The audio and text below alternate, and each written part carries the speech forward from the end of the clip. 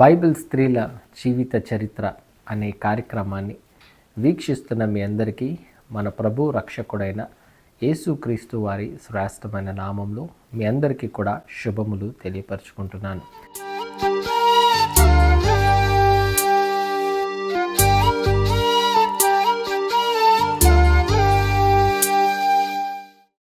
ఈరోజు మనము హవ్వమ్మ యొక్క జీవితంలో నుంచి కొన్ని విలువైన విషయాలను మనం నేర్చుకుందాం. బైబిల్లోనండి కరెక్ట్గా మనము వాక్యాన్ని ధ్యానిస్తూ చదివితే హవ్వమ్మ జీవితంలో ఏం జరిగిందో మనకు అర్థమవుతుంది. బైబిల్లో ఉన్న ప్రతి ఎమోషన్ని క్యారీ చేస్తూ చదవాలండి బైబిల్. నేను అలా చదివాను కాబట్టి ఎంతో లోతుగా బైబిల్ని నేను ధ్యానించగలిగాను. ఈరోజు నేను మీకు కొన్ని విలువైన సంగతులు హవ్వమ్మ జీవితంలో నుంచి మీకు నేర్పిస్తాను. ఆ వాక్యంలో నుంచి కొన్ని విలువైన సంగతులను అర్థం చేసుకునే ప్రయత్నం చేద్దాం. ముందుగా మనము హవ్వమ్మ గురించి ఆలోచించినప్పుడు ఆదాం హవ్వలను దేవుడు తయారు చేసిన తర్వాత హవ్వలను తయారు చేసినప్పుడు ఈ ఏదైనా తోటలో ఉన్న ఏ చెట్టైనా మీరు తినొచ్చు, కానీ ఆ ఒక్క చెట్టు మంచి చెడుల వృక్షము కలిగిన ఆ ఒక్క చెట్టు తప్ప మిగతా ఏ పండైనా మీరు తినొచ్చు, ఏ చెట్టులో ఉన్న వృక్ష ఫలానైనా మీరు తినొచ్చు అని దేవుడు ఆజ్ఞాపించాడు. ఇది జరిగిన తర్వాత హవ్వమ్మ ఒంటరిగా ఉన్నప్పుడు సర్పం వచ్చిందండి. సైతాన్ వచ్చాడండి. సైతాన్ వచ్చి ఏమని మాట్లాడాడో తెలుసా? ముందుగా తను స్టార్టింగ్ ఉపయోగించిన పదం ఏంటో తెలుసా? ఇది నిజమా అని మొదలెట్టాడండి. ఆ మాట నిజంగా హవ్వమ్మను సర్పము బుట్టలో వేసుకోవడానికి ఉపయోగించిన పదాలు. ఎంత తెలివిగా సర్పము హవ్వమ్మతో మాట్లాడిందో ఇప్పుడు ఒక వచనాన్ని చూద్దాం. ఆదికాండం 3వ అధ్యాయము 1వ వచనం. దేవుడైన యెహోవా చేసిన సమస్త భూ జంతువులలో సర్పము యుక్తిగలదై యుండెను. అది ఆ స్త్రీతో, ఇది నిజమా? ఈ తోట చెట్లలో దేని ఫలమునైనను మీరు తినకూడదని దేవుడు చెప్పెనా అని అడిగాను. ఈ సంభాషణ చూడండి, ఎలా సర్పము హవ్వమ్మతో మాట్లాడుతుంది. ఒక విషయాన్ని అడుగుతూ ఏమని చెప్తుందంటే, ఇది నిజమా? నేను ఒకటి విన్నాను, అది నిజమేనా అని చెప్పి వచ్చి మాట్లాడుతుంది. అంటే గాసిపింగ్. నేను ఒకటి విన్నాను, అదేంటంటే మీరు ఇక్కడ ఉన్నది ఏది తినకూడదంట కదా అన్నట్టుగా. అంటే అలా కాదు, ఇక్కడ ఉన్నవి ఏదైనా మేము తినొచ్చు, కానీ ఇదొక్కటి మేము తినకూడదు, ఈ ఒక్క చెట్టులో ఉన్న వృక్ష ఫలాన్ని మాత్రం మేము తినకూడదు అని హవ్వమ్మ ఆ విషయాన్ని సర్పంతో మాట్లాడుతుందండి. ఏవండి, మీరు ఆలోచించండి. సర్పం వచ్చి మాట్లాడుతుంటే హవ్వమ్మ ఆలోచించాలి కదా, ఇదేంటిది నా దగ్గరకు వచ్చి ఎందుకు ఇలా గాసిపింగ్ చేస్తుంది, నా దగ్గరకు వచ్చి ఎందుకు ఇలాంటి విషయాలు మాట్లాడుతుంది? దేవుడు చెప్పాడు కదా ఏది మనము ఏది తినొచ్చో ఏది తినకూడదని. నేను ఎందుకు దానికి సమాధానం చెప్పాలి, నేను ఎందుకు దానికి జవాబు ఇవ్వాలి అని హవ్వమ్మ ఆలోచించుంటే చాలా బాగుండేదండి. కానీ అక్కడ సర్పం వచ్చి మాట్లాడుతుంటే ఆ సర్పముతో కన్వర్జేషన్ పెట్టుకునింది హవ్వమ్మ. ఒక మాట చెప్తున్నాను, గుర్తుపెట్టుకోండి. తల్లులారా, చెల్లులారా, సిస్టర్స్ జాగ్రత్తగా వినండి. మీరు ముఖ్యంగా తెలుసుకోవాల్సిన ఒక విషయం, ఎప్పుడైనా ఎవరైనా క్రొత్త వాళ్ళు వచ్చి మాట్లాడుతున్నారు అని అంటే జాగ్రత్తగా ఉండండి. క్రొత్త వాళ్ళతో సంభాషణ మంచిది కాదు. హవ్వమ్మ క్రొత్త వారితో సంభాషణ పెట్టుకునింది. సర్పం వచ్చి మాట్లాడుతుంటే ఎందుకు ఇలా మాట్లాడుతుంది, సర్పం ఉద్దేశం ఏంటో గ్రహించలేకపోయింది హవ్వమ్మ. ఈరోజు ఎంతోమంది సిస్టర్స్ గ్రహింపు లేని జీవితంతో ముందుకు సాగుతున్నారు. ఎవరైనా క్రొత్త వాళ్ళు వచ్చి ఏది పడితే అది మాట్లాడుతుంటే అసలు వాళ్ళు ఎందుకు అలా మాట్లాడుతున్నారో కూడా గ్రహింపు లేని మనస్తత్వం కలిగి ఉన్నారు. గుర్తుపెట్టుకోండి, చాలామంది వస్తారు, మీ వెనకాల పడతారు, మీతో ఏది పడితే అది మాట్లాడతారు, మిమ్మల్ని దగ్గర చేసుకోవాలని చూస్తారు, మీతో మాట్లాడి మీతో స్నేహం చేసి మిమ్మల్ని ఉపయోగించుకోవాలని, మీ జీవితాలను పాడు చేయాలని సర్పం ఇలా చాలామందిని పంపిస్తూ ఉంటాడు. సాతాను ఇక్కడ చూస్తే సర్పంలోనికి వచ్చి మాట్లాడుతున్నట్టుగా మనకు కనపడుతుంది. అదేవిధంగా ఈరోజు సైతాను అనేక మందిలోనికి వచ్చి వారి ద్వారా మీతో మాట్లాడతారు. మీరు గనక గ్రహించలేదా, మీరు గనక గ్రహింపలేదా మీ జీవితాలు పాడైపోతాయి. జాగ్రత్త. క్రొత్త వాళ్ళతో స్నేహం మంచిది కాదు. ఫేస్బుక్లో చాటింగ్ అని, ఇన్స్టాగ్రామ్లో చాటింగ్ అని, ఆన్లైన్లో చాటింగ్ అని చెప్పి ముక్కు మొహం తెలియని వాళ్ళు వచ్చి మీతో చాట్ చేస్తుంటే దయచేసి అలాంటి వారికి దూరంగా ఉండండి.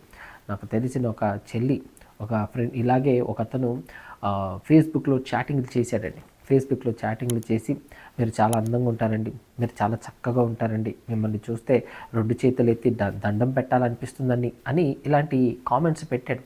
ఈ కామెంట్స్ పెట్టేసరికి ఫేస్బుక్లో ఆ చెల్లి ఫొటోస్ చూసి అతను ఇలాంటి కామెంట్స్ చేసేసరికి ఆ చెల్లి కూడా ఎంతో చక్కగా ఇతను మాట్లాడుతున్నాడు, ఎంతో అద్భుతంగా ఇతను మాట్లాడుతున్నాడు అని అనుకునింది. దాని తర్వాత అతను నిదానంగా ఆ కామెంట్స్ రూపం ద్వారా ఆ చెల్లికి దగ్గర అయ్యే ప్రయత్నం చేశాడు. సో మీరు చాలా చక్కగా ఉంటారండి, మీ నవ్వు బాగుంటుందండి, మీరు ఏం మాట్లాడినా చాలా అద్భుతంగా మాట్లాడతారండి, మీ స్వరం చాలా బాగుంటుందండి అని ఇలా ప్రతిసారి మెచ్చుకున్నాడు, ప్రతిసారి పొగిడాడు. ఈ పొగడ్త మాటలకు ఆ చెల్లి పడిపోయింది. సో పర్సనల్గా మెసేజ్లు పెట్టడం ప్రారంభించాడు. ఈ చెల్లి కూడా మెసేజ్లు చేయడం ప్రారంభించింది. చాలా నీట్గా, చాలా సఖ్యంగా, చాలా మంచిగా చాటింగ్లు చేశారు. ఫోన్ నెంబర్స్ ఇచ్చుకున్నారు. తర్వాత కొంతకాలానికి వాళ్ళకు చాటింగ్స్ అంతా జరిగి మొత్తానికి ఒకసారి కలుద్దామని అనుకున్నారు. కలిశారు. కలిసినప్పుడు కూడా ఏమంటే నిజంగా మీరు చాలా మంచి మనసండి మీది, చాలా మంచిగా ఉంటారండి, మీరు మీ నవ్వు బాగుంటుందండి అని ఇలాంటి మాటలు చెప్పాడండి. ఈ మాటలన్నీ చెప్తే ఆ అమ్మాయి కూడా నమ్మింది. మొత్తానికి ఒకరోజు ప్రపోజ్ చేశాడు. ఆ అమ్మాయి కూడా సరే అని ఒప్పుకునింది. ప్రపోజ్ చేసిన తర్వాత ఆ అమ్మాయి కూడా అతని ప్రేమకు లొంగిపోయి ఇద్దరు ప్రేమించుకున్నారు. దగ్గర దగ్గర 1.5 సంవత్సరం కలిసి ఉన్నారు. అంతా ప్రేమించుకొని కలుసుకొని అంతా బాగున్న టైంలో ఈ 1.5 సంవత్సరంలో బాగా దగ్గరయ్యారు. శరీరాలు కలుసుకున్నాయి. తర్వాత శరీరాలు కలుసుకొని కొద్ది రోజులు ఆ చెల్లిని ఉపయోగించుకున్న తర్వాత దాని తర్వాత ఆ అబ్బాయి ఆ చెల్లి నుంచి వేరైపోయారు. అంటే తనకు పెళ్లి సంబంధం కుదిరింది, తనకు పెళ్లి కుదిరింది కాబట్టి వేరే స్త్రీతో పెళ్లి కుదిరింది కాబట్టి ఈ అమ్మాయిని టైంపాస్ చేశాడు. ఈ అమ్మాయిని టైంపాస్ చేయడానికి బాగా ఉపయోగించుకొని అంతా అయిపోయిన తర్వాత ఆ అమ్మాయి నంబర్ బ్లాక్ చేశాడు, ఫేస్బుక్లో బ్లాక్ చేశాడు, ఇన్స్టాగ్రామ్లో బ్లాక్ చేశాడు. ఈ అమ్మాయికి ఆ అబ్బాయి ఎక్కడుంటాడో, వాళ్ళ ఇల్లు ఎక్కడుంటుందో కూడా తెలియదు. చూడండి ఇలాంటి పరిస్థితులు. ఎంత మంచిగా మాట్లాడాడు, ఎంత సఖ్యంగా మాట్లాడాడు, ఎంత ప్రేమగా మాట్లాడాడు. ఇదంతా ఎందుకనంటే కేవలము స్త్రీలను బుట్టలో పడేయడానికే. కాబట్టి సిస్టర్స్ జాగ్రత్తగా ఉండండి. కొత్త వాళ్ళతో సంభాషణ మంచిది కాదు. ఇలా అవ్వమ్మ కొత్త వాళ్ళతో సంభాషణ చేసినందుకే, ఈ డిస్కషన్ పెట్టుకున్నందుకే అవ్వమ్మ జీవితం పాడైపోయిందండి. దేవుని సన్నిధిలో నుండి త్రోసివేయబడే పరిస్థితి అవ్వమ్మకు వచ్చింది. ఈ డిస్కషన్ పెడుతున్నప్పుడు ఉండు, నా భర్తను పిలుచుకొస్తాను, ఆదాంని తీసుకొస్తాను, ఆదాంతో మాట్లాడే విషయాలని అని చెప్పుంటే బాగున్నాం. కానీ అవ్వమ్మ అలా చేయలేదు, జ్ఞానయుక్తంగా ప్రవర్తించలేదు. అక్కడ ఎవరో వచ్చి మాట్లాడుతుంటే మాట్లాడేస్తుంది, ఆ కన్వర్జేషన్ పెట్టేసుకుంటుంది. కాబట్టి చాలా ప్రమాదము జరిగింది. ఈరోజు మీరు కూడా ఇలాంటి డిస్కషన్స్లో ఉన్నారేమో, ఇలాంటి కన్వర్జేషన్స్ పెట్టుకుంటున్నారేమో. ముక్కు మొహం తెలియని వ్యక్తులు ఎవరైనా మీ కామెంట్లు పెట్టి మీరు మంచిగా ఉన్నారు, మీరు సూపర్ అండి, మీరు అదండి ఇదండి అని అంటే బహుశా మీరు వారికి దగ్గర అవుతున్నారేమో. ఒక్కసారి చూసుకోండి. ఆన్లైన్లో ఇవన్నీ కూడా చాలా చాలా ప్రమాదం. కాబట్టి ఈ విషయంలో మీరందరూ కూడా జాగ్రత్త పడాలి. ఇంకా జాగ్రత్తగా మనం ఈ సందర్భాలన్నీ చూస్తే అవ్వమ్మ ఈ విధంగా డిస్కషన్ పెట్టుకున్నప్పుడు మీరు చావరు, మీరు వాటిని తింటే మీ కన్నులు తెరవబడతాయి, మీరు దేవతలు అయిపోతారు అని సర్పం మాట్లాడేసరికి అవ్వమ్మ మనసు మారిపోయిందండి. కొత్త వాళ్ళతో డిస్కషన్ కదా, ఆ మాటలన్నీ కూడా నమ్మేసిందండి అవ్వమ్మ. ఆ మాటలన్నీ కూడా నమ్మేసింది. బైబిల్ ఒక మాట ఉంటుంది, ఏమన్నా తెలుసా? జ్ఞానం లేనివారు ఏం చేస్తారో బైబిల్ ఒక మాట రాయబడింది. ఒకసారి ఆ మాట చూద్దాం. సామెతల గ్రంథం 14వ అధ్యాయం 15వ వచనం. జ్ఞానము లేనివాడు ప్రతి మాట నమ్మును. చూడండి, జ్ఞానము లేకపోతే ప్రతి మాట నమ్ముతారంట. అవ్వమ్మకు ఆ రోజు కరువైంది ఏంటో తెలుసా? జ్ఞానము లేక సర్పం ఏం చెప్పినా అది నమ్మేస్తుందండి. ఈ సర్పం నాతో ఎందుకు ఇలా మాట్లాడుతుంది, నాతో తినిపించాలని చూస్తుందేమో, దేవుడు వద్దన్న దాన్ని చేసేటట్టుగా ఈ సర్పం నన్ను ప్రేరేపిస్తుందేమో, నేను ఈ విషయంలో జాగ్రత్త పడాలి అని అవ్వమ్మ ఆలోచించలేకపోయిందండి.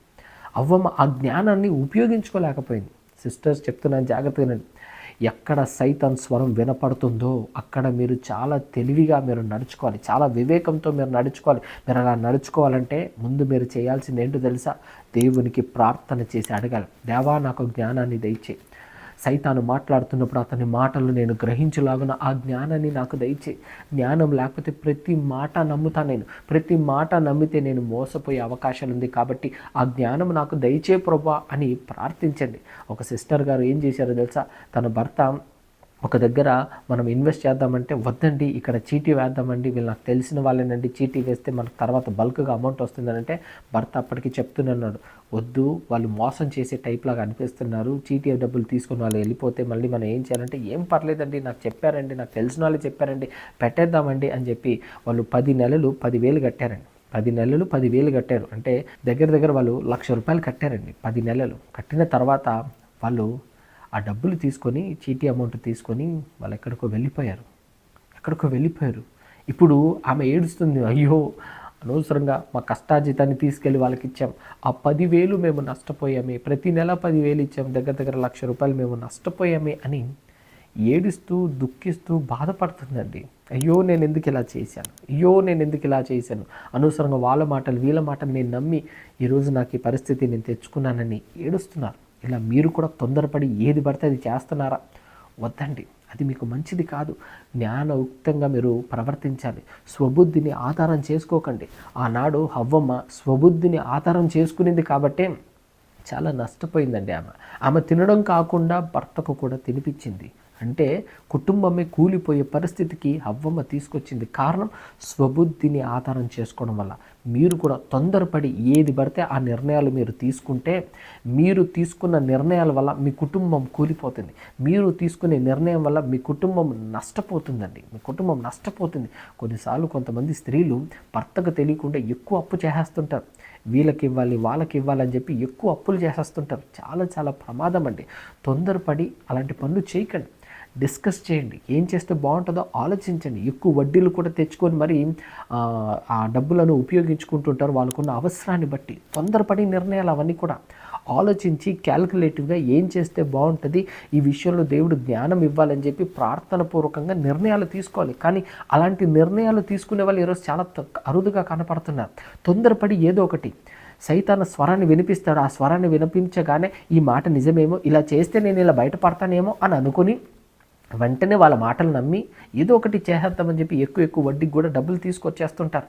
అలా తీసుకొచ్చిన తర్వాత కూర్చొని బాధపడతారు, తర్వాత కూర్చొని ఏడుస్తారు, తర్వాత కూర్చొని దుఃఖపడతారు. అయ్యో నేను ఎందుకు ఇలా చేశాను, నేను ఇలా చేయకుండా ఉండింటే ఎంతో బాగుండు అని తర్వాత రియలైజ్ అవుతారండి. అప్పుడు ప్రేయర్ చేస్తారు, ప్రభువా నాకు ఈ సమస్యల నుండి నన్ను బయటికి తీసుకురానండి. అదేదో తొందర పడకముందే, ఆ నిర్ణయం తీసుకోకముందే ప్రార్థన పూర్వకంగా మీరు అడుగులు వేసింటే దేవుడే దాన్ని అడ్డుకునేవాడు కదా. దేవుడికి అది నీకు మంచిది కాదు అని తెలుసుంటే దేవుడే దాన్ని ఆపుండేవాడు. కానీ మీరు చేస్తున్నది ఏంటంటే తొందరపాటు నిర్ణయాలు, స్వబుద్ధిని ఆధారం చేసుకోవడం. ఇది చాలా ప్రమాదం. హవ్వమ్మ స్వబుద్ధిని ఆధారం చేసుకునింది కాబట్టి కుటుంబం కూలిపోయింది. తను తినడం కాకుండా అక్కడ ఆదాం గారికి కూడా తినిపించడం వల్ల కుటుంబం కూలిపోయే పరిస్థితి వచ్చింది. ఈరోజు మీరు తీసుకునే నిర్ణయాల వల్ల మీ కుటుంబాలు కూలిపోతున్నాయి. మీరు వేసే అడుగుల వల్ల మీ కుటుంబ ఆర్థిక పరిస్థితులు డౌన్ అయిపోతున్నాయి. వీటన్నిటికీ కారణం జ్ఞానము లేక, వివేచనతో ప్రవర్తించకుండా, ప్రార్థనపూర్వకంగా నిర్ణయం తీసుకోకపోవడం వల్లే ఇవన్నీ జరుగుతుందండి. కాబట్టి ఇలాంటి తప్పులు, ఇలాంటి పొరపాట్లు ఎప్పుడు చేయకండి. జ్ఞానంతో ప్రవర్తించండి. జ్ఞానం కావాలని దేవుణ్ణి అడగండి. వివేచనతో నడుచుకోండి. దైవ స్వరం ఏదో, సాతాను స్వరం ఏదో గ్రహింపును దయచేయమని ఖచ్చితంగా ప్రార్థించండి ప్రియులారా. ఇవన్నీ చేయకనే హవ్వమ్మ నష్టపోయిందండి. హవ్వమ్మ తన జీవితంలో గొప్పదైన దేవుని సన్నిధిని పోగొట్టుకునింది. దేవుడు ఇంక నుంచి మీరు నాతో ఉండడానికి వీల్లేదు, ఇంక నుంచి నేను మీతో మాట్లాడను, మీరు నా సన్నిధి నుండి వెళ్ళగొట్టబడతారని దేవుడు వెళ్ళగొట్టేశాడు. అడిగాడు, అవ్వమ్మ ఏంటిది అని అంటే, ఈ సర్పమే నన్ను మోసపరిచింది, సైతాను గడే చేసింది. ఈరోజు ఎంతమంది లేరండి ఇలా సైతాను మీద తోసేసేవాళ్ళు. దేవుడు ఏంటమ్మా ఏంటి నీ పరిస్థితి అని అంటే, అంత సైతాను గాడే. కొంతమంది ఇలాగే అంతా సైతాన్ గడ, ఈ సైతాన్ వల్లే మా కుటుంబంలో ఈ శోధన, ఈ సైతాన్ వల్లే మా పరిస్థితి ఇలా ఉంది, ఈ సైతాన్ వల్లే మేము ఇలా అయిపోయాం. సైతాను మాట్లాడతాడు. అతను మాట్లాడితే మీరెందుకు వింటున్నారు? మీరు వినడం వల్ల కదా ప్రమాదం. అతను మాట్లాడతాడు, కానీ మీరు అతని మాటలు ఎందుకు వింటున్నారు? అతని మాటలు మీరు విన్నారు కాబట్టి మీకు నష్టం వచ్చింది. అతని మాటలు మీరు అంగీకరిస్తున్నారు కాబట్టి మీకు నష్టం వచ్చింది. అతని మాటలను మీరు స్వీకరించి లోబడ్డారు కాబట్టి మీకు ఈరోజు శాపాలను కొని తెచ్చుకుంటున్నారు. వద్దండి, అతని మాటలు వినకండి. సైతాన్ మీద నింద తోసేస్తే ఉన్న శోధల నుంచి, శ్రమల నుండి బయటికి రాగలుగుతామా? ఉన్న సమస్యల నుండి బయటికి రాగలుగుతామా? రాలేము కదా ప్రియులారా. కాబట్టి అతని మీద త్రోసేసి మీరేం సాధించేది ఉండదు. కాబట్టి తప్పును ఒప్పుకునే ప్రయత్నం చేయండి. అవ్వమ్మ తప్పు ఒప్పుకొని ఉంటే ఆ రోజు బహుశా దేవుడు క్షమించి ఉండేవాడేమో. బుద్ధి తక్కువై నేను ఈ తప్పు చేశాను ప్రభువా నన్ను క్షమించు, జ్ఞానము లేక నేను ప్రవర్తించాను, ప్రార్థన ద్వారా నేను నిర్ణయాలు తీసుకోవాల్సింది, ఇక్కడ నేను కొంచెం జ్ఞానయుక్తంగా ప్రవర్తించి నా భర్త ఆదాంని నేను తీసుకొచ్చి సర్పంతో మాట్లాడించుంటే బాగుండేది, కానీ నేను ఆ స్వబుద్ధిని ఆధారం చేసుకున్నాను, జ్ఞానం లేని ప్రతి మాట నేను నమ్మాను ప్రభువా తప్పైపోయింది నన్ను క్షమించు అని అవ్వమ్మ అనుంటే కనుక చాలా బాగుండేదండి. దేవుడు క్షమించి వదిలేసి ఉండేవాడు, కానీ ఆ మాట అనకపోవడం వల్ల దేవుని సన్నిధి నుండి దూరం అయిపోయింది. ఈరోజు నీవు కూడా దేవుని మాట వినకపోవడం వల్ల స్వబుద్ధిని ఆధారము చేసుకొని ఇష్టం వచ్చినట్టుగా నువ్వు బ్రతకడం వల్ల దేవుని సన్నిధికి దూరం అయిపోయావేమో. బహుశా దేవుని సన్నిధి దూరం అవడం వల్లనే బహుశా నీ జీవితంలో ఏది ఫలించట్లేదేమో ఒకసారి ఆలోచించు.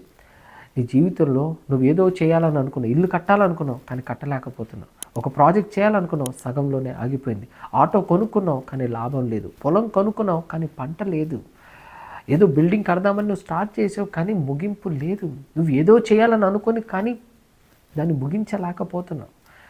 నేను లారీ కొన్నాను, నేను ఆటో కొన్నాను, నేను కారు కొన్నాను, నేను క్యాబ్ కొన్నాను, కానీ ఏది నాకు దిద్దుబాటు అవ్వట్లేదు, అన్నీ నాకు మధ్యలోనే ఆగిపోయింది, నాకు అన్నీ రావాల్సిన పేమెంట్ అన్నీ మధ్యలోనే ఆగిపోతున్నాయి. ఎందుకు ఇవన్నీ ఈ నష్టాలన్నీ మీరు ఎదుర్కొంటున్నారు? ఎందుకంటే దేవుని సన్నిధి నుండి మీరు వేరైపోయారు. దేవునితో కలిసి ఉంటే, దేవుడు తోడుంటే, దేవుని హస్తం ఉంటే అన్ని విషయంలో లాభాలు, అన్ని విషయంలో దీవెన, అన్ని విషయంలో ఆశీర్వాదాన్ని నువ్వు చూడగలుగుతావు. కానీ దేవుని నుంచి నువ్వు దూరం అయిపోయావు, దేవుని నుంచి నువ్వు వేరైపోయావు. దేవుని నుంచి నువ్వు వేరుగా ఉన్నప్పటికీ నువ్వు లాభాలు కావాలని ఆశిస్తుంటే అది నీకు ఎప్పటికీ దొరకదు మిత్రమా. కాబట్టి దేవుని సన్నిధి నుంచి వేరైపోయావేమో, కనీసం ఎప్పుడైనా ఆలోచించి దైవికంగా ముందుకు అడుగులు వేయి, ప్రార్థనపూర్వకంగా నిర్ణయం తీసుకో, ప్రతిదీ ప్రార్థనపూర్వకంగా మొదలుపెట్టు, దేవుడే దాన్ని పూర్తి చేస్తాడు.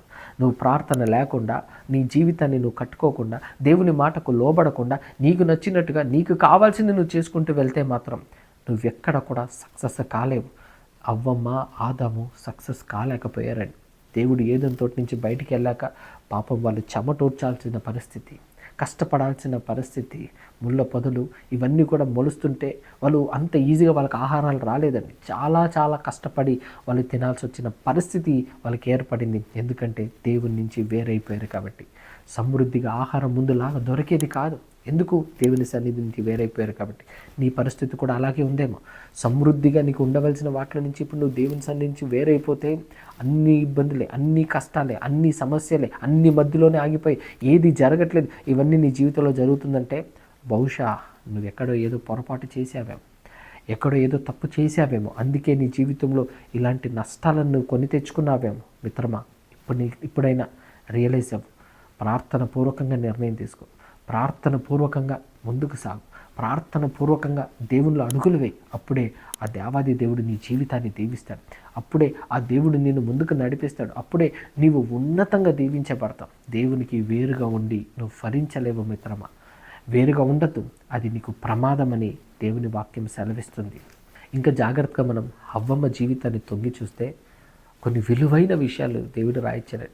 నిజమే అవ్వమ్మ తప్పు చేసింది, నిజమే అవ్వమ్మ జ్ఞానం లేకుండా, ప్రార్థన జీవితం లేకుండా, స్వబుద్ధిని ఆధారం చేసుకుని పొరపాటు చేసింది. కానీ దాని తర్వాత ఎలా బ్రతికిందో నిజంగా ఈ క్రైస్తవ ప్రపంచానికి తెలియదండి. దేవుని వాక్యాన్ని చూస్తే అద్భుతమైన విషయాలు అవ్వమ్మ గురించి బైబిల్లో రాసించాడండి దేవుడు. కానీ ఆలోచించగలగాలని. ఆదికాండం 4:1 ఆదాము తన భార్య అయిన అవ్వను కూడినప్పుడు ఆమె గర్భవతి అయి కయ్యనును కని, యెహోవా దయ వలన నేను ఒక మనుష్యుని సంపాదించుకొననను. చూడండి అవ్వమ్మ గారు మాట్లాడుతున్న మాటలు. యెహోవా దయ వలన నేను ఒక మనుష్యుని సంపాదించుకున్నాను. కొంతమంది మాట్లాడుతూ బిడ్డ పుట్టాడంటే చాలు ఎంత మురిసిపోతారో, ఎంత ఆనందపడిపోతారో, నా బిడ్డ, నా కొడుకు, నా కుమారుడు, నా బంగారం అని మాట్లాడతారండి. కానీ అవ్వమ్మ అలా మాట్లాడలేదండి. నా బిడ్డ, నా కుమారుడు అని అనలేదండి. యెహోవా దయ చూపిస్తే నాకు ఈ బిడ్డ పుట్టాడు అని అంటుందండి. యెహోవా దయ, ఆయన దయ చూపించాడు. మీరు ఆలోచించండి, దేవుడు అవ్వమ్మను శిక్షించాడా? లేదంటే శిక్షించాడు. నువ్వు ప్రసవ వేదనతో పిల్లల్ని కంటావనంటే బహుశా ఎంత నొప్పి భరించి ఆ బిడ్డను కనుంటుంది. కానీ ఆమన్న మాట ఏంటంటే, నువ్వు దయ చూపించావు దేవా, చాలు, నన్ను శిక్షించావు, నన్ను తరిమేసావు, నీ సన్నిధి నుండి నన్ను బయటికి పంపించావు, కానీ నా మీద నువ్వు దయ ఉంచావు. ఆ దయ ఉంచడం వల్ల కదా నాకు ఈ బిడ్డను నువ్వు అనుగ్రహించావు అని దేవుని మీద కృతజ్ఞత భావంతో ఆమె చెబుతున్న మాటలు. ఆ ఒక్క వచనం ఆలోచిస్తే మనకు అర్థమవుతుందండి ఎంత పశ్చాత్తాపడిందండి ఆ అవ్వమ్మ.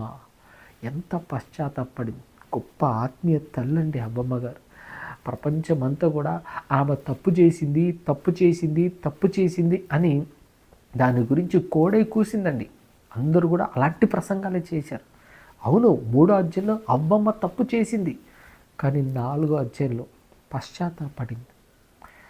దేవుని దయ నా మీదకి వచ్చిందని కృతజ్ఞత భావంతో, దుఃఖముతో ప్రభుని తలుచుకుంటూ ప్రభుని మహిమపరిచిందండి. ఎందుకండి ఆమె మారిన జీవితం గురించి ఎవరు మాట్లాడరు. తప్పు చేసిన జీవితాన్నేమో కోడై కూసి ప్రపంచమంతా అలాంటి ప్రసంగాలు ఎక్కువగా వచ్చాయి. కానీ అవ్వమ్మ తర్వాత పశ్చాత్తాపడింది. దీనిని ఎందుకు అందరూ పట్టుకోలేకపోయారు, ఎందుకు ఆలోచించలేకపోయారు? ఎందుకంటే సమాజానికి పాజిటివ్ తొందరగా ఎక్కదండి, నెగిటివే కావాలండి. అందరికీ నెగిటివే కావాలి. కాబట్టి ఒక చెడ్డ విషయాన్ని తొందరగా వాటిని బయటికి సమాజానికి తీసుకెళ్ళిపోతారు, ఒక మంచిని మాత్రం తొందరగా తీసుకెళ్ళలేరండి. అవ్వమ్మ జీవితం చూడండి, యెహోవా దయ చూపించాడు, అందుకే నేను ఒక మనుష్యుని సంపాదించుకున్నాను. ఇదేదో నా బిడ్డ, నా కుమారుడు, నా కష్టం అని అనలేదండి. నేను మోసాను, నేను తల్లిని అనే మాటలు మాట్లాడలేదండి. దేవుడు దయ చూపిస్తే నాకు ఈ బిడ్డ వచ్చాడు అని పశ్చాత్తాపంతో అంటున్న మాటలు. అంటే ఎంత పశ్చాత్తాపడుతుందో ఆలోచించండి అవ్వమ్మ గారు. ఎంతగా తన జీవితంలో కృంగిపోయి దేవుడు దయ చూపించాలని ఎంత ఆరాటపడిందో చూడండి ఒకసారి అవ్వమ్మ గారు. గొప్ప స్త్రీ అండి అవ్వమ్మ, మంచి ఆత్మీయురాలండి అవ్వమ్మ. చాలామంది మాట్లాడుతూ ఆదాం అవ్వలు వాళ్ళ పేరెంటింగ్ విషయంలో వాళ్ళు కరెక్ట్గా లేరు, వాళ్ళ పేరెంటింగ్ విషయంలో వాళ్ళు ఫెయిల్ అయిపోయారు, వాళ్ళే కనుక సరిగ్గా పిల్లల్ని పెంచుంటే కయ్యను ఎందుకు తమ్ముడిని చంపుతాడు అంటే వాళ్ళు సరిగ్గా పెంచలేదు కాబట్టే కయ్యను తమ్ముడిని చంపేశాడు. ఈ ప్రసంగాలు మీరు విన్నారా? వినే ఉంటారు. చాలామంది ఈ రకంగా ప్రసంగాలు చేశారు కదా. వాళ్ళ ఆది తల్లిదండ్రులు వాళ్ళ పేరెంటింగ్ బాగాలేదు అని చెప్పే వాళ్ళు చాలామంది ఉంటారండి. ఒకవేళ ఆ మాటే నిజమైతే ఒక మాట చెప్తాను, ఒకసారి ఆలోచించండి. ఆదాం అవ్వలు వాళ్ళ పేరెంటింగ్ బాగా లేకపోతే కయ్యనే కాదు, ఏబేలు కూడా చెడిపోవాలండి. కానీ బైబిల్ ఏం చెప్పింది తెలుసా? ఏబేలు నీతిమంతుడు అని బైబిల్ చెప్పిందండి. శ్రేష్టమైన అర్పణ తీసుకొచ్చాడని బైబిల్ చెప్పిందండి. ఇప్పుడు ఏబేలు శ్రేష్టమైన అర్పణ తీసుకొచ్చాడంటే ఎలా తీసుకొచ్చాడు శ్రేష్టమైన అర్పణ? ఎవరు చెప్తే తీసుకొచ్చాడు ఈ శ్రేష్టమైన అర్పణ? ఒక్కసారి ఆలోచించండి. వాళ్ళు కానుక తీసుకొచ్చి దేవునికి సమర్పించాలని ఈ బోధ ఎవరు చేశారండి? ఆది దంపతులు కాదా? ఆది తల్లిదండ్రులు కాదా? వాళ్ళు చెబితేనే కదా వీళ్ళకి తెలిసేది దేవునికి కానుక ఇవ్వాలని. మీకున్న వాటిలో మీరు దేవునికి కానుక ఇవ్వాలని ఈ బోధ ఆదాం అవ్వలు చేయకపోతే కయ్యనికి ఏబెల్కి ఎలా తెలుస్తుంది? కాబట్టి పేరెంటింగ్ విషయంలో వాళ్ళు ఫెయిల్ అవ్వలేదండి. వాళ్ళు దేవుని మాటలు చెప్పారు, దేవుని వాక్యాన్ని చెప్పారు. కానీ కయ్యను లోబడలేదు, ఏబేలు లోబడ్డాడండి. ఏబేలు లోబడ్డాడు కాబట్టే శ్రేష్టమైన అర్పణ దేవునికి ఇవ్వగలిగాడు. కయ్యను లోబడలేదు కాబట్టే అలాంటి మనస్ఫూర్తిగా ఇవ్వాల్సిన అర్పణ ఇవ్వలేదండి.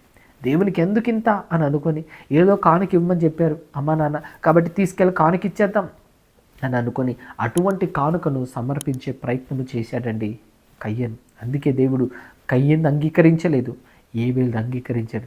ఇక్కడ ఆది దంపతులు ఆదాము అవ్వలు వాళ్ళ పేరెంటింగ్ వాళ్ళు ఫెయిల్ అవ్వలేదండి. పేరెంటింగ్ విషయంలో వాళ్ళు ఫెయిల్ అవ్వలేదు. వారు దేవుని మాటలు చెప్పారు, కాకపోతే ఆ మాటలకు కయ్యనే లోపడలేదు, ఏబేలు లోబడ్డాడండి. కాబట్టే ఏబేలుని కాబట్టే ఏబేలు యొక్క అర్పణను దేవుడు అంగీకరించాడు ప్రియులారా. ఎందుకండి ఈరోజు చాలామంది ఆది దంపతుల్ని ఆడిపోసుకుంటుంటారు. వాళ్ళు చేసిన తప్పే కనపడుతుందా మీకు? తర్వాత వాళ్ళు మారిన జీవితం కనపడట్లేదా? 4వ అధ్యాయం జాగ్రత్తగా చదవండి, మీకే అర్థమవుతుంది వాళ్ళు ఎంత పశ్చాత్తాపడ్డారు, ఎంతగా దుఃఖపడ్డారు, దేవుని మీద ఎంతగా ఆనుకొని బ్రతికారు, దేవుడు అంటే ఎంత ఇష్టపడ్డారో మనకు అర్థమవుతుంది. దేవుణ్ణి ఇష్టపడిన గొప్ప దంపతులండి వీళ్ళు. పొరపాటు అయితే చేశారు, కానీ దాని తర్వాత మరలా ఎక్కడ వాళ్ళు పొరపాటు చేయలేదండి.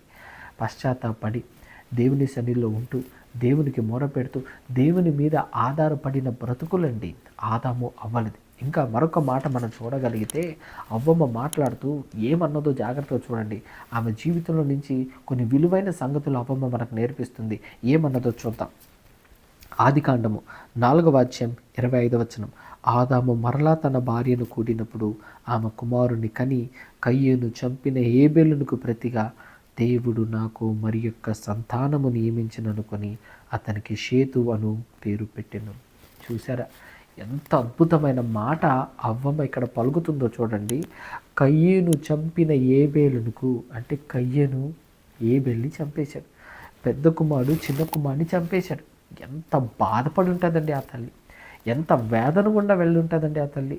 పెద్ద కుమారుడే చిన్న కుమారుడిని చంపేశాడని ఆ బాధ, ఆ వేదన ఎంత కృంగదీసి ఉంటుందో, పాపం ఎంత ఏడ్చి ఉంటుందో ఆ తల్లి. అలాంటి పరిస్థితుల్లో ఉంటే ఇప్పుడు ఇంకొక బిడ్డ పుడితే అవ్వమ్మ ఏం చెప్పిందో తెలుసా? దేవుణ్ణి నిందించలేదండి. ఎందుకు దేవా నా జీవితంలో ఇలాంటి సంఘటనలు జరగడానికి నువ్వు అనుమతించావు? ఎందుకు నా బిడ్డని తీసేసుకున్నావు? అయ్యో నువ్వు ఎంత ఇలాంటి కార్యం ఎందుకు జరిగింది అని దేవుని మీద ఆడిపోసుకోలేదండి. ఈరోజు స్త్రీలు చాలామంది ఆడిపోసుకుంటూ ఉంటారు, దేవుని ఇష్టం వచ్చినట్టుగా మాట్లాడుతుంటారు. వారి జీవితంలో ఏదైనా పోగొట్టుకుంటే ఇష్టం వచ్చిన మాటలు తిడుతుంటారండి. మీరు అవ్వమ్మని చూడండి, అవ్వమ్మ ఏం మాట్లాడలేదండి. అలాంటి మాటలు ఒకవేళ మాట్లాడుంటే, దేవుణ్ణి నిందించుంటే కనుక పరిశుద్ధాత్మ దేవుడు రాయించుండేవాడు. కానీ అలాంటి నిందింపు మాటలు, అలాంటి నిందించే మాటలు ఏది కూడా అవ్వమ్మ మాట్లాడలేదండి. కయ్యను తమ్ముడిని చంపేశాడు అనే బాధ ఆమె మనసులో ఉండిపోతే, ఆ బాధను చూసిన దేవుడు ఏబేలుకు ప్రతిగా షేతు అని అన్నాడండి. ఎప్పుడైతే అవ్వమ్మ నిందించకుండా, దేవుణ్ణి దూషించకుండా దేవుని మీద ఆధారపడుతూ బ్రతికిందో, అప్పుడు దేవుడు ఏం చేశాడో తెలుసా? ఏబేలుకు ప్రతిగా షేతు అని షేతునిచ్చిందండి. అందుకే ఆమె అంటది, ఏబేలుకు ప్రతిగా నాకు దేవుడు నాకు మరి యొక్క సంతానం నియమించను. దేవుడు నాకు మరి యొక్క సంతానం నియమించను. దేవుడు నాకు మరి యొక్క సంతానం నియమించను. మరలా చూసారా, దేవుని పదాన్ని అక్కడ ఉపయోగిస్తూ దేవుడు నాకు మరి యొక్క సంతానం ఇచ్చాడు. యెహోవా దేవుడే ఇచ్చాడు నాకు ఈ సంతానం. ఏబేలుకు ప్రతిగా ఇచ్చాడు నాకు. ఏబేలు నేను పోగొట్టుకున్నానన్న నా బాధను నా దేవుడు చూశాడు, కాబట్టి ఆయన నాకు మరొక బిడ్డనిచ్చాడు అని మరలా పశ్చాత్తాపముతో కృతజ్ఞతాభావంతో చెబుతున్న మాటను ఏమండి, కోల్పోతే మళ్ళా దేవుడు ఇంకొకటి ఇస్తాడు అని నమ్మిందండి అవ్వమ్మ. ఈరోజు మీరు అలాంటి మాటలు నమ్మగలుగుతారా? దేవుని అలా విశ్వసించగలుగుతారా? అవ్వమ్మ వలె మీరు విశ్వసించగలుగుతారా? కోల్పోయింది మరలా ఇవ్వగలిగే దేవుడు అండి ఆయన. ఏదైతే నష్టపోయామో, ఏదైతే మన దగ్గర నుంచి దూరమైందో వాటికంటే గొప్పదైనది దేవుడు మనకి అనుగ్రహిస్తాడండి. నిజమే, ఆమె జీవితంలో కన్నీళ్ళు వచ్చాయి, ఆమె జీవితంలో బాధను చూడాల్సిన పరిస్థితి వచ్చింది, అయినా దేవుణ్ణి విడిచిపెట్టలేదు. చూసారా, అందుకు దేవుడు వదలలేదండి అవ్వమ్మను, మరలా దీవించాడు. ఏబేలుకు ప్రతిగా సేతునిచ్చిందండి. నిజంగా ఆమె జీవితం ధన్యమైనట్టుగా భావించిందండి. దేవుడే నాకు ఇచ్చాడు మరొక సంతానం అని దేవుణ్ణి మరలా గణపరుస్తూ మాట్లాడుతుందండి అవ్వమ్మ. ఈ మాటని బట్టి అర్థం చేసుకోవచ్చండి, దేవుని మీద ఆధారపడిన స్త్రీ అండి అవ్వమ్మ. దేవుని మీద ఆధారపడిన స్త్రీ అండి, దేవుని కొరకు బ్రతికిన స్త్రీ అండి అవ్వమ్మ. ఎందుకండి అర్థం చేసుకోలేకపోతున్నారు? అవ్వమ్మ గురించి ఎక్కడ చూసినా నెగిటివ్గా పోర్ట్రే చేసిన ప్రసంగాలు కనపడుతుంది, కానీ ఆమె జీవితం మారింది. ఎందుకు గ్రహించలేకపోతున్నారు? మారిన తర్వాత ఆమె జీవితం ఆశీర్వదించబడింది. ఎందుకు గ్రహించలేకపోతున్నారు? తర్వాత చూస్తే కుమార్తెలను దేవుడు సమృద్ధిగా ఆదాము అవ్వల్ని దీవించాడండి. మరలా వారి జీవితంలో ఇంకొక తప్పు చేసినట్టుగా మనకు బైబిల్లో కనపడుతుంది. వాళ్ళు సమృద్ధిగా దీవించబడ్డారు, సమృద్ధిగా ఆశీర్వదించబడ్డారు. అంటే దేవుడు వారిని ఆశీర్వదించాడండి. మీరు ఈ భూమిని ఏలండి అని సమృద్ధిగా దేవుడు దీవించి ఆశీర్వదించినట్టుగా వారి జీవితాలు ఆశీర్వదించబడ్డాయి. ఎందుకంటే వాళ్ళు దేవుని మీద ఆనుకొని బ్రతికారు కాబట్టి. ఆదాము ఒక ప్రవక్తగా ఆ కాలంలో జీవించాడండి. ఒక ప్రవక్తగా ఆ కాలంలో ప్రభు రాకడ కొరకు, ప్రభు వచ్చి మమ్మల్ని రక్షిస్తాడు, మన పాపాల నుంచి విడుదల కలిగిస్తాడని ప్రకటించిన వ్యక్తిగా ఆదాము గారి చరిత్రలో నిలిచిపోయాడండి. ఇదంతా బైబిల్లో మనకు కనపడే విషయాలు. జాగ్రత్తగా ఆలోచిస్తే అర్థమవుతాయండి ఇవన్నీ కూడా. కాబట్టి గొప్పగా వారి జీవితం తర్వాత దీవించబడింది. ఎప్పుడైతే వాళ్ళు పశ్చాత్తాపడి మారు మనసు పొందుకొని దేవుని కొరకు బ్రతకాలని నిర్ణయం తీసుకొని దేవుని మీద ఆధారపడుతూ బ్రతికారో, దేవుడు వారి జీవితాలను దీవించాడు, దేవుడు వారి జీవితాలను ఆశీర్వదించాడు. కాబట్టి ఆశీర్వదించబడిన జీవితం అవ్వమ్మది. ఇది తెలియక, ఇది అర్థం కాక చాలామంది అవ్వమ్మను ఈ రోజుకి ఆ నెగిటివ్ పాయింట్ ఆఫ్ వ్యూలోని చూస్తున్నారు. దయచేసి జరిగిపోయిన సంగతి కంటే దాని తర్వాత ఎలా బ్రతికిందో చూడండి, ఎందుకంటే మనకు అదే ముఖ్యం. కాబట్టి ఆది తల్లి అయిన అవ్వమ్మ గురించి ఇష్టం వచ్చినట్టుగా మాట్లాడకండి, అది ఎప్పటికీ మంచిది కాదు. దేవుని చేత ఆశీర్వదించబడిన స్త్రీ పోగొట్టుకుంటే దానికి రెంటిప్పుగా దేవుడు ఆమెకు అనుగ్రహించి దీవించి ఆమెను సంతృప్తి పరిచాడండి దేవుడు. కాబట్టి అలాంటి ఒక గొప్ప జీవితాన్ని పొందుకున్న స్త్రీ అండి హవ్వమ్మ. మీ జీవితంలో కూడా మీరు కూడా ఒకవేళ నష్టపోయి కోల్పోయి తెలుసో తెలియకో తప్పిదములు చేసి స్వబుద్ధిని ఆధారం చేసుకొని తొందరపడి నిర్ణయాలు తీసేసుకొని మీ జీవితాన్ని మీరు కోల్పోయి ఉంటే హవ్వమ్మ వల్ల మీరు పశ్చాత్తాపడండి. ఖచ్చితంగా మీ జీవితాన్ని బాగు చేస్తాడు దేవుడు, సరిచేస్తాడు దేవుడు, దీవిస్తాడు దేవుడు, ఆశీర్వదిస్తాడు దేవుడు. అట్టి జీవితాన్ని, అట్టి కృప ఆ దేవాది దేవుడు మీ అందరికీ అనుగ్రహించునుగాక. ఆమేన్. చిన్న ప్రార్థన చేసుకుందాం. పరిశుద్ధుడా, మహోన్నతుడా దేవ, మీ పిల్లలందరూ కూడా తండ్రి హవ్వమ్మ జీవితం గురించి వారు విన్నారు.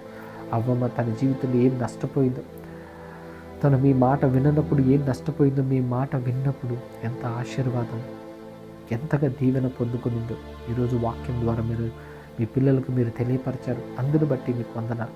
ఏ బిడ్డ అయితే తండ్రి ఒకవేళ వాళ్ళు తొందరపడిపోయి ఏవేవో నిర్ణయాలు తీసుకుని స్వబుద్ధిని ఆధారం చేసుకుని ఒకవేళ నష్టపోయారేమో, అలాంటి వారి జీవితాలను మీరు బాగు చేయండి. ఒకవేళ వారి హృదయంలో వారి పాపాన్ని వాళ్ళు ఒప్పుకుంటూ అవును ప్రభా తొందరపడి నేను నిర్ణయాలు తీసుకొని నేను తప్పు చేశానని బాధపడుతుంటే వారిని ఓదార్చి వారిని పవిత్రపరిచి నాయన ఇంక నుంచైనా వారి జీవితాన్ని మీరు ఆశీర్వదించి మీరు చేపట్టుకొని నడిపించండి. మీ పిల్లలందరూ గొప్పగా మీ కొరకు బ్రతుకుటకు మీరు ఆశీర్వదించి తండ్రి మీ కొరకు వారందరినీ నిలబెట్టుకోమని హవ్వమ్మ కలిగిన పశ్చాత్తాప జీవితాన్ని మీ పిల్లలు కూడా కలిగి జీవించటకు మీరే ఆశీర్వదించమని యేసయ్య పరిశుద్ధమైన నామం పెరట వీడిపించి ప్రార్థిస్తున్నాను తండ్రి. ఆమేన్. ప్రభుచిత్తమైతే మరలా కలుసుకుందాం. అంతవరకు సెలవు. మీ స్టీఫెన్ బాబు.